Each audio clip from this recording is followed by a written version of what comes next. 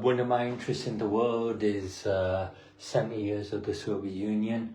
We've had the 70 years of the Soviet Union. It's like a 70-year-old man. That's what the Soviet Union is like. It has a modern character. That's why it looks like a 70-year-old man. I think 70-year-old men look like modern men.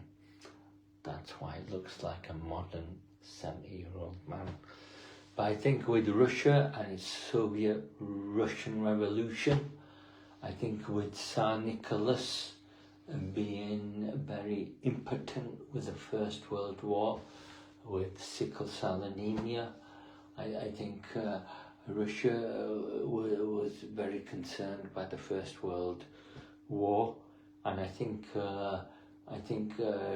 Tsar Nicholas I was incapable of dealing with the First World War. He had no idea in how to deal with the First World War, and that's why we have the Russian Revolution. He has no idea how to deal with the First World War. That's why we have the Russian Revolution.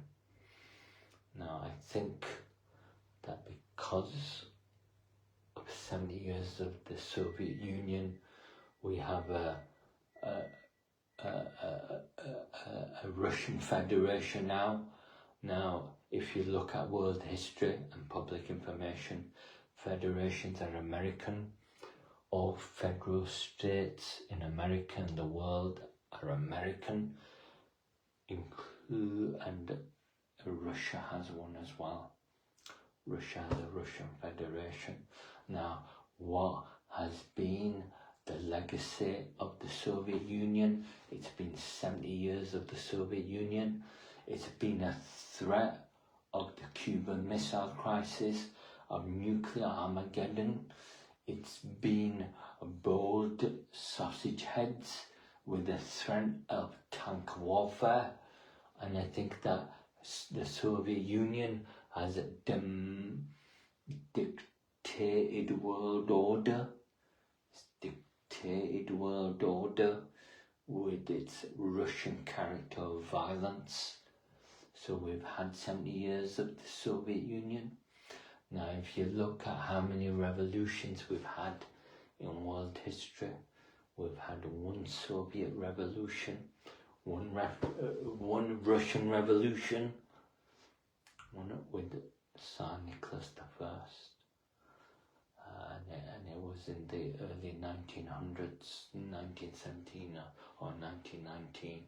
I think that's when we had the Russian Revolution.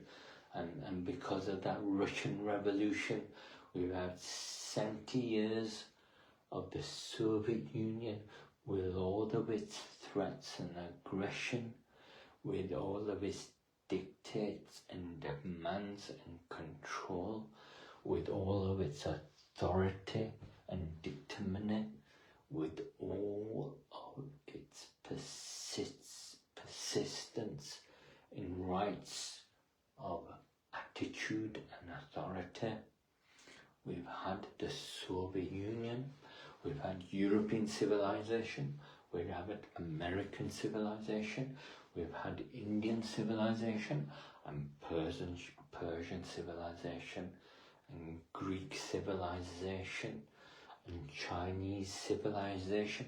And what the hell is Russian civilization? What is Russian civilization? It's the Russian Revolution and 70 years of the Soviet Union. That's what Russian civilization is. Now, if you look at what Russia is, it's those two things. It's the Russian Revolution and 70 years of the Soviet Union. That's what Russian civilization is. You can have a look at Russian history. You can have a look at world history and Russian history. And if you look at what Russian history is, it's the Russian Revolution and 70 years of the Soviet Union. That's what Russia has attained at its highest pinnacle in the world. Those two things, the Russian Revolution and the Soviet Union. Have a look at Russian history. There's nothing there. What exists in Russia? What exists in Russian history? What exists then? There's nothing there. There's no Russian history. There's no Russian cities. There's no Russia. There's just melting snow in Siberia. There's nothing in Russia. And if you look at world history, there's probably no Russian history as well. So I think that this is very important for why there's a Russian Revolution and 70 years of the Soviet Union. I think that's very important. Why is Russia in the world? It's a separatist state and a separatist country. That's what Russia is. What has happened to Russia, the Russian Revolution, 70 years of the Soviet, I think it's collapsed. It's collapsed. I think it's collapsed like Shaheeb. I think Shaheeb has made it collapse. I think it's the Soviet Union and it's collapsed like Shaheeb. You can have a look at those hammers and sickles. They have Shaheeb behavior and they've collapsed like Shaheeb. Why? Because Russia doesn't exist in the world. I don't think it does. Now what's the state of condition of Russia? It has to beg to American feet and knees. That's 70 years of the Soviet Union. 70 years of the Soviet. They have to beg to Russian feet and to American feet and to American knees. That's the Soviet Union. It can command Europe. It can command space. It can command authority with the public and the people. But instead, the Soviet Union has collapsed and it has to beg to American feet and to American knees. What the hell is America in the world? It's a chocolate bar. That's what America is. And the Soviet Union has to beg to American feet and to American knees. And have a look at the collapse of the Soviet Union. That looks like the Russia Federation. Why is the Russia Federation? Because I think it's betrayed the Soviet Union. It welcomes America. It's abandoned the Soviet Union. And it begs to the feet of America. And that's why there's a poor Russia now, a very deprived Russia. How our empires fallen like that? Only Soviet Union has fallen like that. Has the Roman Empire fallen like that? Has the Greek Empire fallen like that? Has Alexander the Great Empire fallen? The Soviet Union is equal and quite similar to the Alexander the Great Empire.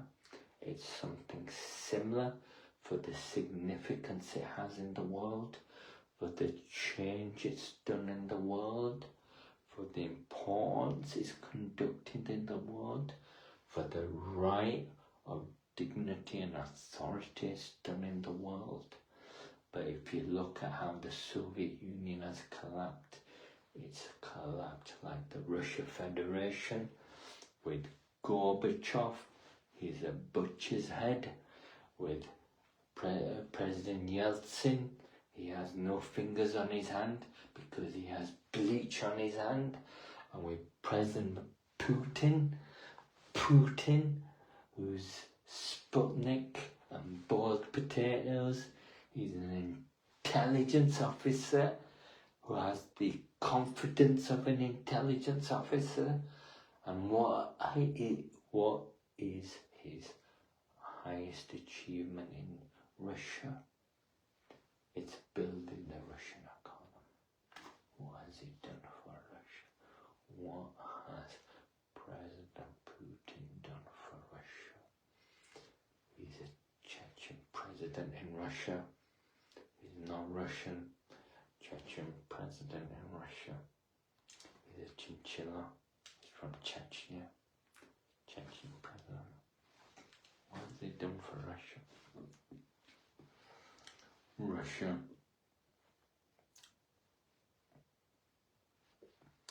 Russia could have gathered itself together and could have done some dictamony of authority. It deserves command because it commands the world. And how has it been reduced? How has it been with that poverty and